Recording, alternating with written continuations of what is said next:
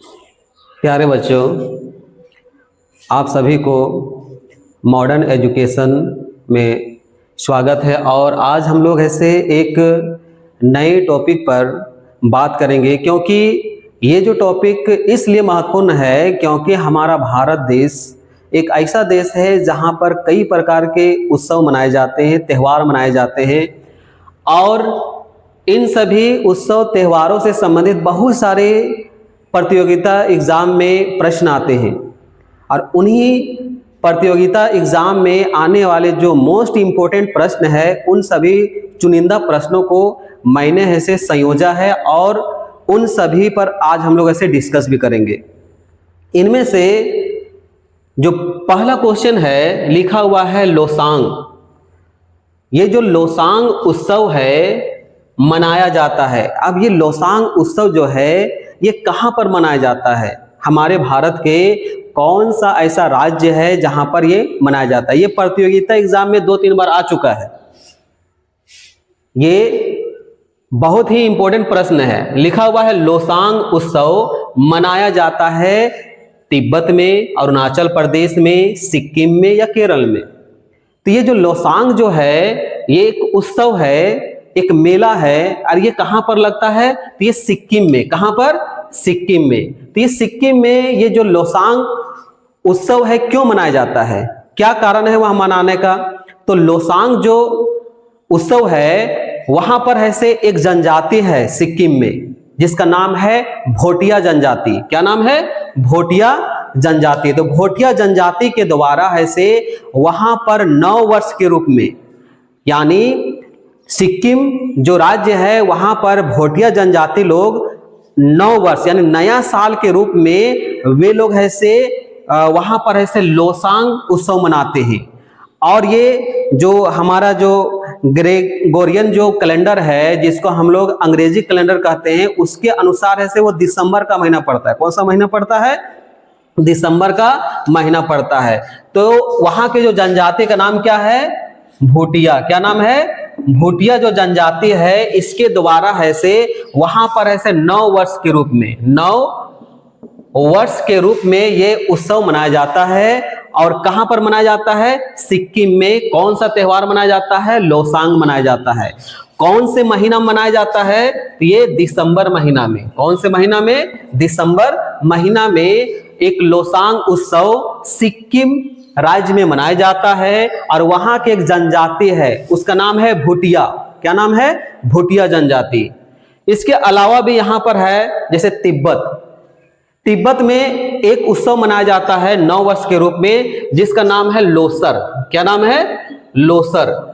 ये जो लोसर है तिब्बत में जो तिब्बती चंद्र कैलेंडर है, यानी वहां का जो एक तिब्बती कैलेंडर है, तिब्बती चंद्र कैलेंडर। तो तिब्बती जो चंद्र कैलेंडर है उस कैलेंडर के 9 वर्ष के रूप में, यानी नया साल उस कैलेंडर का जब आता है, उस कैलेंडर के अनुसार 9 वर्ष के रूप में एक त्यौहार मनाया जाता है, एक उत्सव मनाया जाता है जिसको लोसर कहते हैं। कहां पर? तिब्बत में। और ये कौन से महीना में आता है? तो ये फरवरी मार्च के महीना में आता है। फरवरी मार्च में वहां पर एक उत्सव मनाया जाता है जिसको लोसर कहते हैं। कहां की बात है? तिब्बत का एक अपना एक कैलेंडर है जिसको चंद्र कैलेंडर, तिब्बती चंद्र कैलेंडर के नाम से जाना जाता है। और वहां पर एक 9 वर्ष के रूप में एक उत्सव मनाया जाता है। 9 वर्ष के रूप में एक उत्सव मनाया जाता है जिसको हम लोग ऐसे लोसर कहते हैं। इसके अलावा यहां पर ध्यान दीजिए, एक प्रदेश अरुणाचल प्रदेश जो हमारे भारत का ही एक राज्य है, वहां पर भी वहां के जनजातियों के द्वारा बहुत सारे उत्सव मनाए जाते हैं, जिसमें उसमें लोसर भी है, मुपीन भी है। क्या क्या नाम है? लोसर, मुपीन, ये सभी जनजातियों के द्वारा मनाए जाने वाले उत्सव हैं।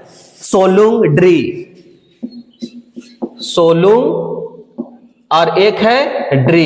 ये सभी अरुणाचल प्रदेश में एक उत्सव के रूप में मनाए जाने वाले एक तरह से जनजातियों के द्वारा मनाया जाता है, जिसमें से लोसर है, मुपीन है, सोलुंग है और ड्री। इनमें से एक और राज्य का जिक्र है यहाँ पर, केरल। केरल भारत का एक ऐसा राज्य है जहां पर एक बहुत ही प्रसिद्ध उत्सव मनाया जाता है जिसको ओणम कहते हैं। क्या कहते हैं? ओणम। बहुत बार एग्जाम में ये पूछा गया है, ओणम। ये ओणम क्या है, वहां पर क्यों मनाया जाता है? तो ओणम है से वहां पर एक महान शासक जिसका नाम है राजा महाबली। क्या नाम है? राजा महाबली। वहां का राजा महाबली, राजा महाबली के आत्मा के स्वागत में, यानी राजा जो महाबली है उसके आत्मा के स्वागत के रूप में ओणम त्योहार मनाया जाता है, ओणम उत्सव मनाया जाता है। और ये उत्सव कितने दिन का होता है? 10 दिनों का होता है। कितने दिनों का होता है? 10 दिनों का। यानी ओणम जो उत्सव है राजा महाबली के आत्मा के स्वागत के लिए, आत्मा के स्वागत के लिए पूरे केरल में 10 दिनों तक ये उत्सव मनाया जाता है। कितने दिनों तक मनाया जाता है? 10 दिनों तक केरल में ओणम। और उन लोगों का मान्यता है कि जब हम लोग ये 10 दिनों का जब उत्सव मनाते हैं, ओणम उत्सव मनाते हैं, उसी समय हमारे जो महान शासक है राजा महाबली, वो है से इसी 10 दिनों के दौरान, वो ओणम के दौरान ही वो हमारे धरती में आते हैं। कहां पर आते हैं? धरती में आते हैं। उन लोगों का मान्यता है कि ये जो 10 दिनों का जो हमारा उत्सव है, उसी समय महाबली जो राजा हैं उसकी आत्मा के स्वागत के लिए जो ये त्योहार मनाया जाता है, उसी समय है से वो यहाँ पर इस धरती पर आते हैं। तो उसी के खुशी में ये ओणम उत्सव मनाया जाता है केरल में। कहां पर मनाया जाता है? केरल में। सिक्किम में भूटिया जनजाति में एक नववर्ष के रूप में वहां पर है से मनाया जाने वाला एक त्योहार है जिसको हम लोग लोसांग कहते हैं। अरुणाचल प्रदेश में लोसर, मुपिन, सोलुंग ड्री है। तिब्बत में मनाए जाने वाले त्योहार का नाम क्या है? उत्सव का नाम है लोसर, जो तिब्बती चंद्र कैलेंडर के रूप में नववर्ष के रूप में मनाया जाता है। ये कब मनाया जाता है? फरवरी मार्च के महीने में मनाया जाता है। अगला क्वेश्चन है, निम्न में से किस विकल्प में सभी शहर कुंभ मेले से संबंधित है? कौन से मेले से? कुंभ मेले, यानी भारत का सबसे बड़ा मेला कहा जा सकता है। तो ये कुंभ मेला जो है वो इनमें से किससे संबंधित है, यानी कौन कौन से ऐसे शहर है जहां पर कुंभ मेला आयोजित होता है? इसमें ऑप्शन नंबर 1 में है प्रयाग, उज्जैन, नासिक, वाराणसी। नंबर 2 में है प्रयाग, उज्जैन, गंगा सागर, वाराणसी। नंबर सी में है हरिद्वार, प्रयाग, उज्जैन, नासिक।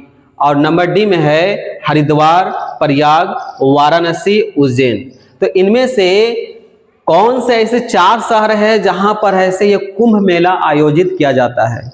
तो कुंभ मेला आयोजित जो किया जाता है ये हरिद्वार, प्रयाग, उज्जैन, नासिक। कौन कौन से शहर में किया जाता है? तो हरिद्वार, प्रयाग, उज्जैन, नासिक। इन शहरों में से कुंभ जो मेला है वो उत्सव को आयोजित किया जाता है। ये कुंभ जो मेला है ये है से प्रत्येक 12 साल में इन सभी शहरों में किया जाता है। यानी एक बार अगर इस शहर में किया गया हरिद्वार में, तो अगला बार आपका प्रयागराज में, उसके बाद 12 साल के बाद उज्जैन में, और उसके बाद ऐसे नासिक में। यानी प्रत्येक 12 साल के अंतराल में, 12 साल के अंतराल में इन सभी शहरों में ऐसे कुंभ मेला आयोजित किया जाता है। कितने सालों के अंतराल में? 12 वर्ष के अंतराल में, 12 साल के अंतराल में कुंभ मेला आयोजित किया जाता है। और एक होता है अर्ध कुंभ। अर्ध कुंभ जो होता है वह अर्ध जो कुंभ होता है वो है से 6 वर्षों में होता है। कितने वर्षों में? 6 वर्षों में आयोजित किया जाता है, जिसको हम लोग अर्ध कुंभ कहते हैं। वो है से प्रयागराज और है से एक है हरिद्वार। प्रयागराज और हरिद्वार में 6 वर्षों में अर्ध कुंभ ऐसे आयोजित किया जाता है। और जो कुंभ होता है वह 12 साल के अंतराल में कुंभ मेला आयोजित किया जाता है।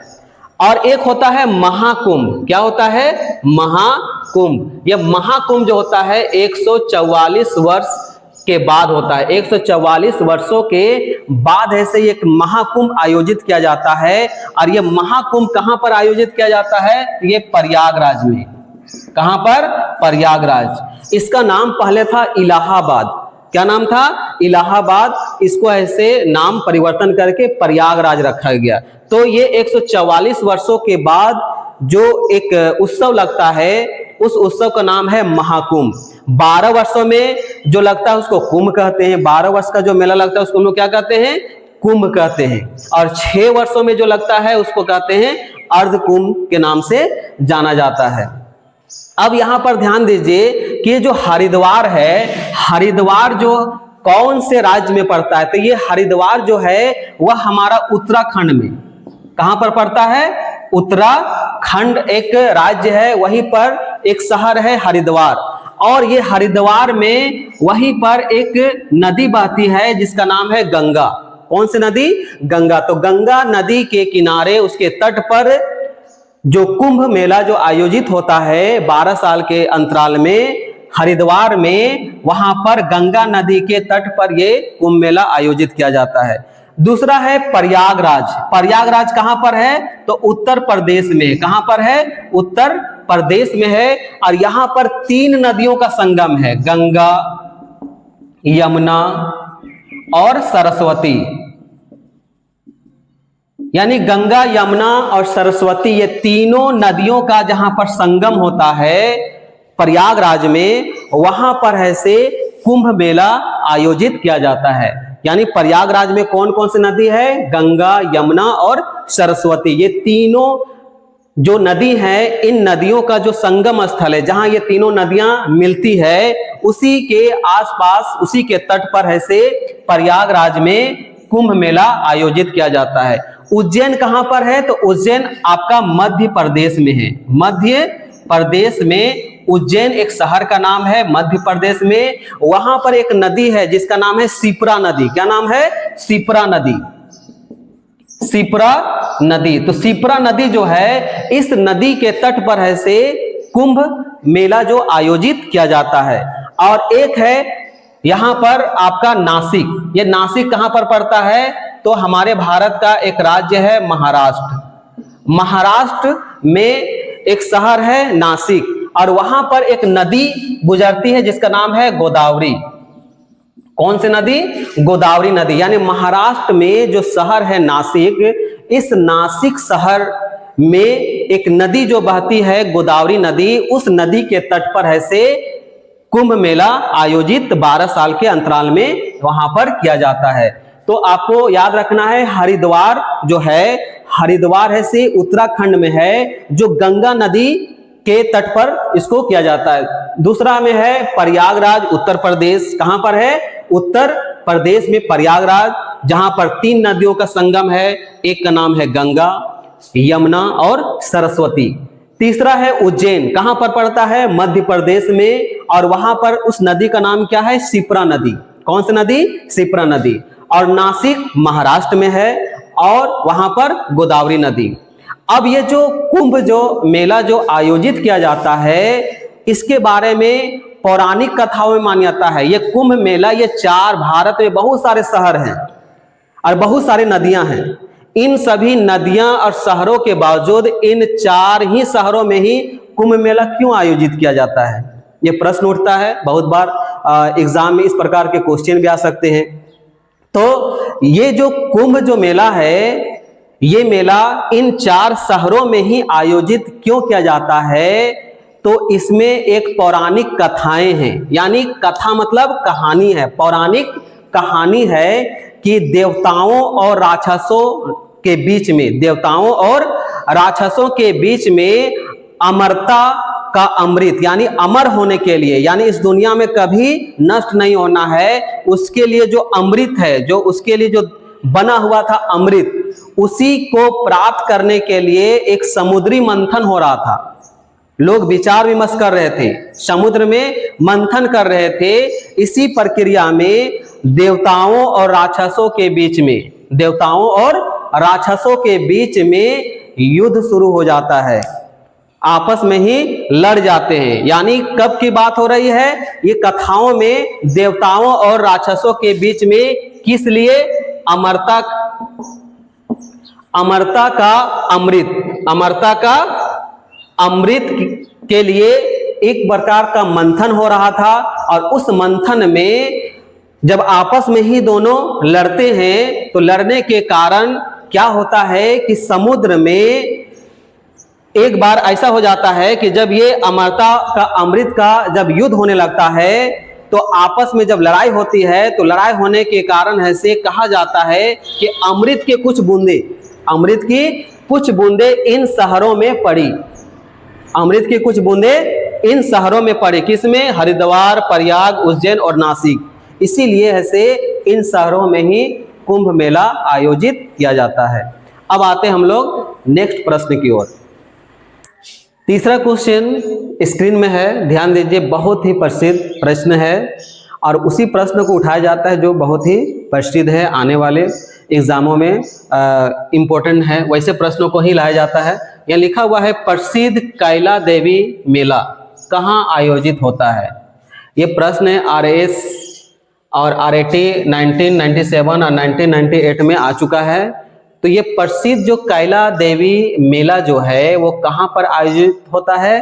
तो यह है से लिखा हुआ ऑप्शन में सवाई माधोपुर, धौलपुर, करौली और हिंडौन। तो ये है से प्रसिद्ध जो ये कैला देवी जो मेला है ये करौली में, कहाँ पर आयोजित होता है? करौली में। ये करौली कहाँ पर है? ये करौली हमारे भारत का एक राज्य है, राजस्थान। कहाँ पर है? राजस्थान। तो राजस्थान में ही एक मंदिर है, करौली में एक मंदिर है, कैला देवी का मंदिर। क्या है? कैला देवी का मंदिर है। उसी मंदिर में वहां पर ऐसे एक मेला लगता है, ठीक है। और ये मेला कब लगता है? तो चैत माह जो होता है, चैत माह में जब नवरात्रि आता है, कब आता है? नवरात्रि का जब समय स्टार्ट होता है, नवरात्रि का जब समय स्टार्ट होता है तो उसी समय चैत माह में ये करौली में कैला देवी का मेला लगता है। कैला देवी का मेला है से करौली में, जो राजस्थान में है। कहां पर है? राजस्थान में। कौन महीने में? तो चैत माह में, और नवरात्रि के समय में लगता है ये मेला। अब ये राजस्थान जो है इसका राजधानी कहां पर? आप लोग तो जानते ही होंगे। इसका राजधानी कहां है? जयपुर है। राजस्थान की राजधानी जयपुर है और जयपुर को गुलाबी शहर के नाम से जानते हैं। किस नाम से जानते हैं?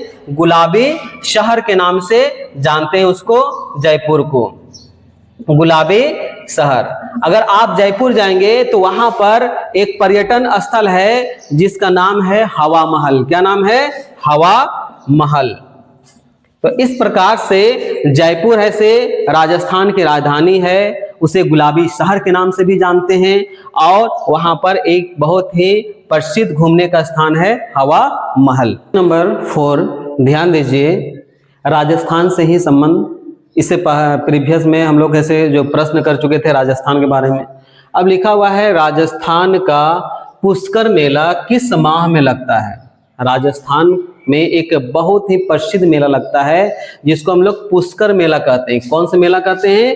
पुष्कर मेला कहते हैं। और ये किस माह में लगता है? तो महीना का नाम क्या है? नवंबर। कौन से महीना में लगता है? नवंबर के महीना में राजस्थान में एक बहुत ही प्रसिद्ध मेला लगता है जिसको हम लोग पुष्कर मेला कहते हैं। तो ये पुष्कर मेला नवंबर के महीना में लगता है। तो ये पुष्कर मेला क्यों लगता है? तो पुष्कर मेला लगने का कारण है कि कहा जाता है कि पुष्कर मेला में जो भगवान ब्रह्मा है उसकी पूजा की जाती है। यानी नवंबर के महीने में जो पुष्कर मेला लगती है राजस्थान में, वहां पर भगवान जो ब्रह्मा है उसकी पूजा की जाती है। और इसके अलावा वहां पर एक सरोवर है। सरोवर का मतलब होता है एक झील और तालाब। पुष्कर क्या नाम है? पुष्कर सरोवर।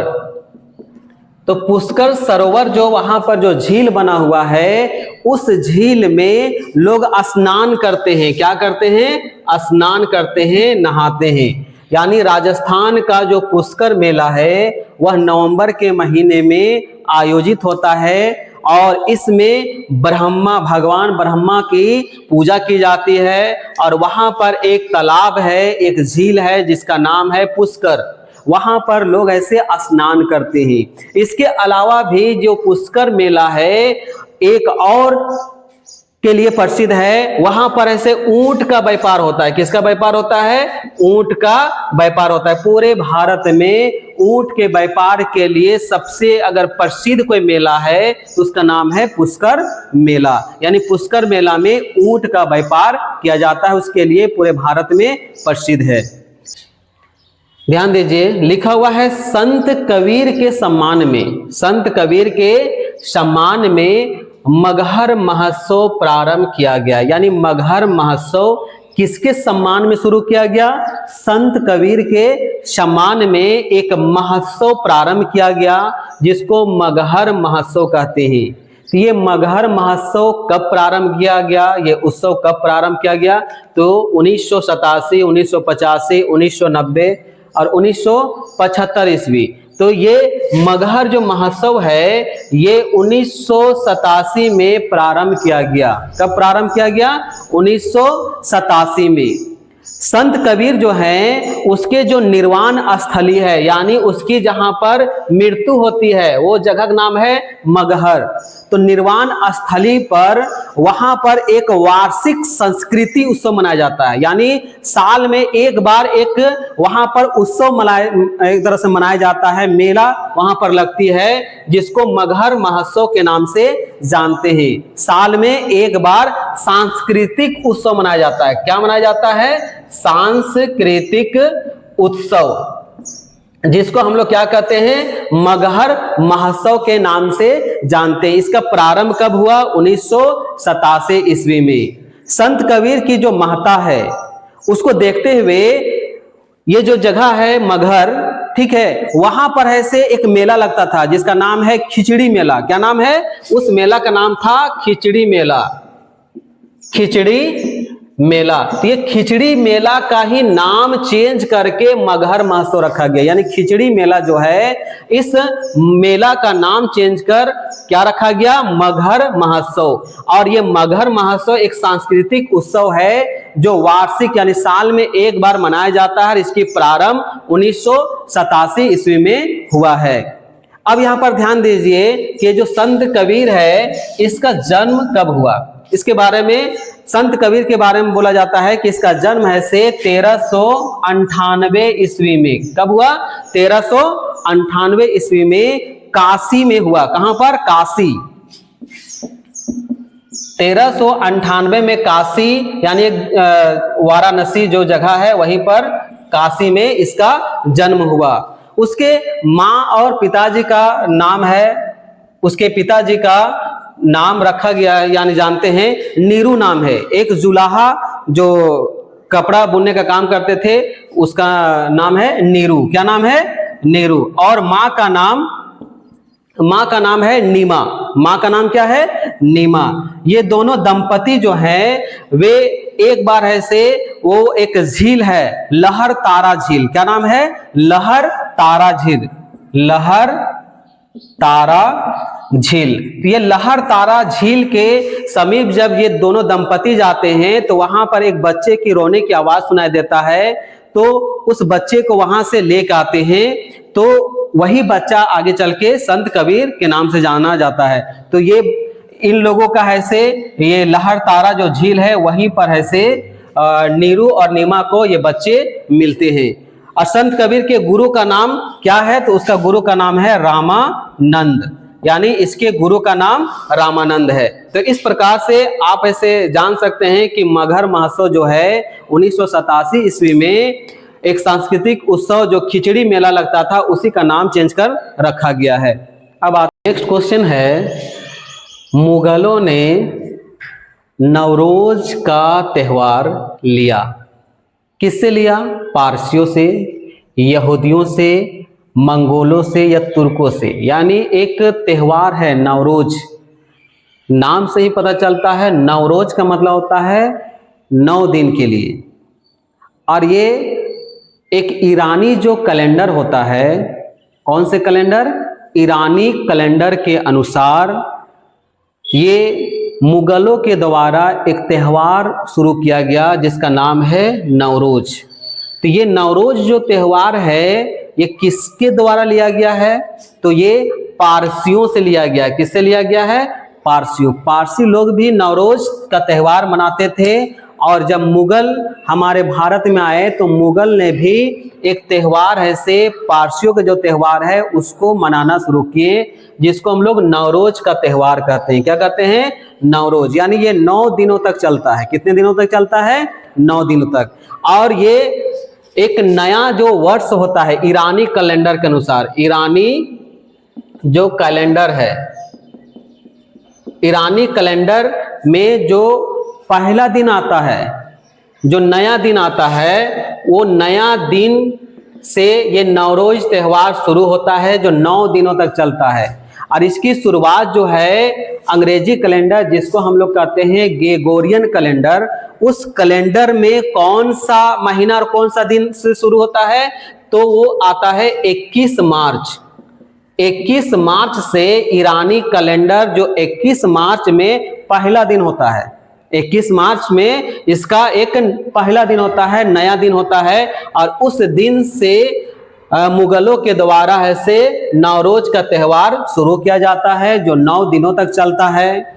और ये त्यौहार जो है मुगलों के शासनकाल में, अकबर के शासनकाल तक बहुत जोरों शोर से चल रहा था। यानी अकबर के शासनकाल में नवरोज जो त्यौहार है वह बहुत ही जोरों शोर से चल रहा था। लेकिन उसके बाद जब ऐसे औरंगजेब का शासन आता है, औरंगजेब का जब शासन आता है तो ये जो नवरोज का त्यौहार है इसको इन्होंने बंद कर दिया कि ये आप इस त्यौहार को नहीं मना सकते हैं।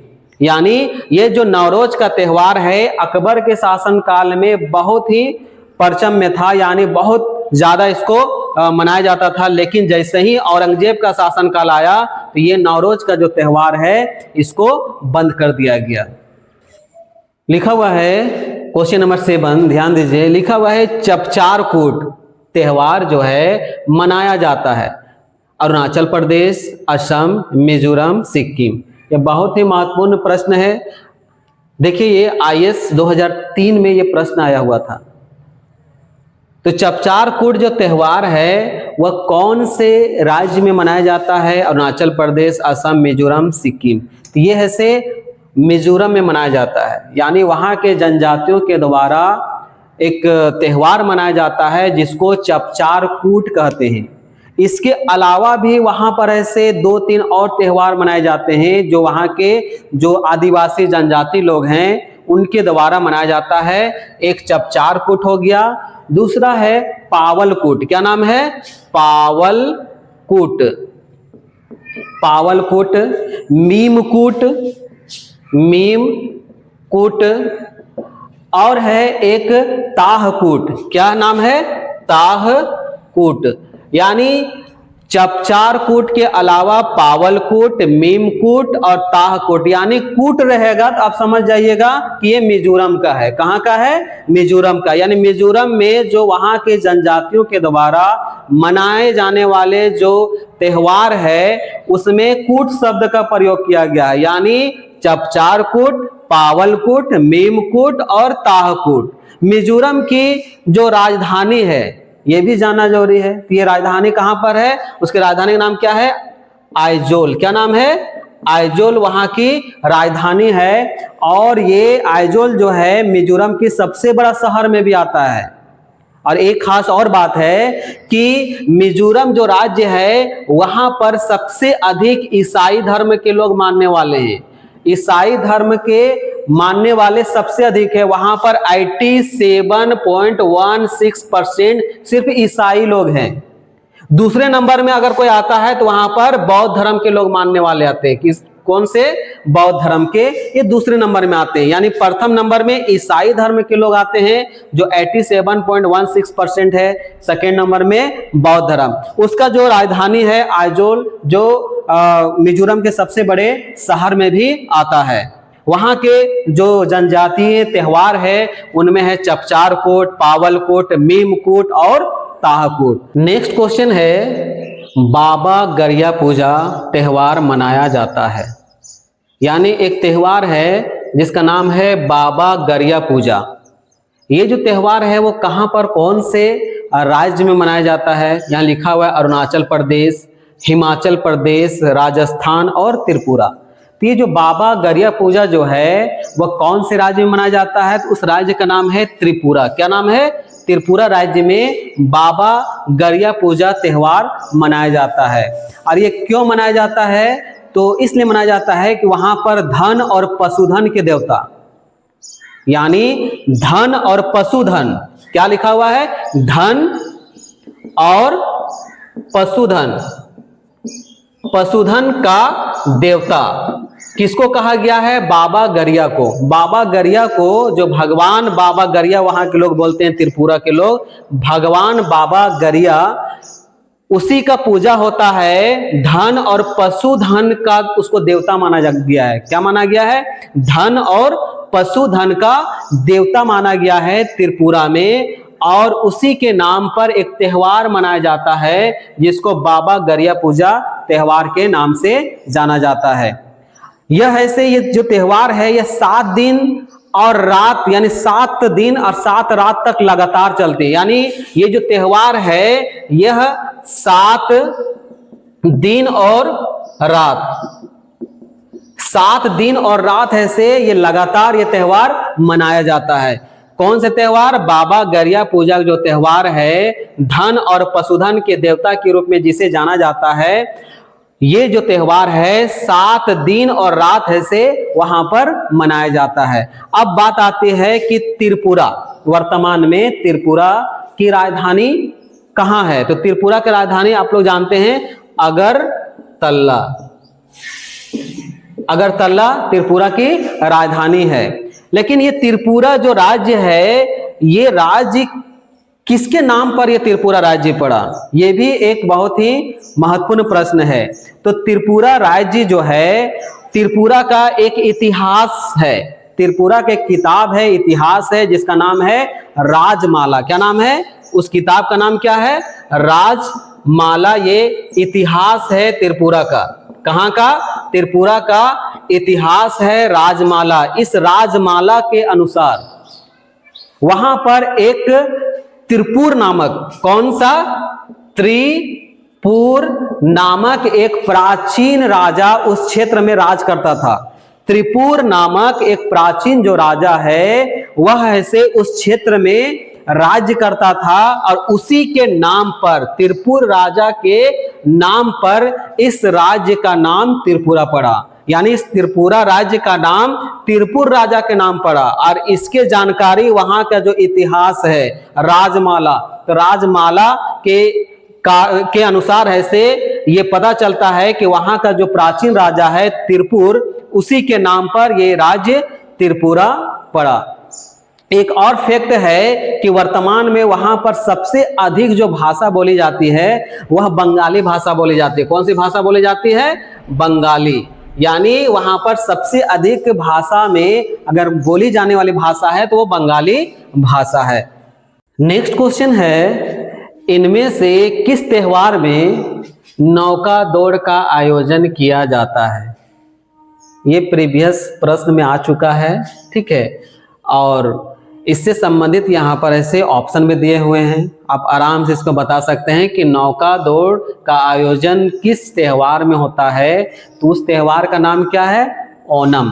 क्या है? ओणम। ये ओणम जो है वो कहाँ पर मनाया जाता है, इसके बारे में भी हम लोग पढ़ चुके हैं कि ये ओणम जो है ये ऐसे केरल राज्य में मनाया जाता है। अब आता है इसमें कि ये जो नौका दौड़ ओणम केरल में मनाया जाता है। अब ये ए नंबर में लिखा हुआ है बिहू। बिहू कहां पर? तो बिहू ये असम राज्य का बहुत ही प्रसिद्ध त्योहार है, असम का। आगे लिखा हुआ है पोंगल। ये पोंगल कहाँ का है? तो ये पोंगल तमिलनाडु का है, तमिलनाडु का। तमिलनाडु में मनाए जाने वाले एक त्योहार का नाम है पोंगल। और ये पोंगल है से वहां का जब है से फसल उत्सव के रूप में मनाया जाता है। वहां पर किस रूप में मनाया जाता है? ये फसल उत्सव के रूप में मनाया जाता है। और ये 4 दिवसीय होता है। कितने दिन का होता है? 4 दिवसीय होता है, जिसको हम लोग पोंगल कहते हैं। 4 दिन के लिए वहां पर ऐसे ये उत्सव मनाया जाता है। और ये जनवरी के महीना में, कौन से महीना में? जनवरी के महीना में पोंगल त्योहार ऐसे तमिलनाडु में मनाया जाता है 4 दिनों के लिए, वो भी जनवरी के महीना में।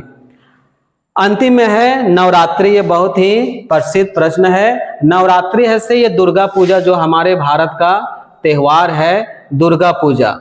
ये दुर्गा पूजा में नवरात्रि मनाया जाता है। यह सितंबर अक्टूबर के महीने में दुर्गा पूजा जो त्योहार आता है सितंबर अक्टूबर में, वहां पर 10 दिनों तक ये मनाया जाता है। ये नवरात्रि जो होता है वह 10 दिनों तक है से इसको मनाया जाता है। कितने दिनों तक? 10 दिनों तक मनाया जाता है। बिहू असम का है, ओणम केरल का, पोंगल तमिलनाडु, और नवरात्रि जो है ये दुर्गा पूजा जो हमारे भारत का प्रसिद्ध त्योहार है उसमें ये नवरात्रि मनाया जाता है, वो 10 दिनों तक। प्रश्न नंबर 10 जो है लिखा हुआ है सामाजिक त्योहार नुआखाई भारत के किस राज्य से संबंधित है? तो ये जो अंतिम प्रश्न जो रहता है वो आप सभी के लिए रहता है, और एक शिकायत रहती है कि आप कमेंट्स नहीं करते हैं। तो ये आपसे निवेदन है कि उस पर ऐसे इस प्रश्न को देखिए और कमेंट्स कीजिए। आप किस राज्य से संबंध रखते हैं उसका भी आप कमेंट्स कर सकते हैं। और बहुत सारे ऐसे जो आपके साथी हैं जो कॉम्पिटिटिव एग्जाम में तैयारी कर रहे हैं उसको इन सभी प्रश्नों को शेयर करें। तो ये प्रश्न आपके लिए है। नेक्स्ट डे में फिर मिलते हैं। थैंक यू, धन्यवाद।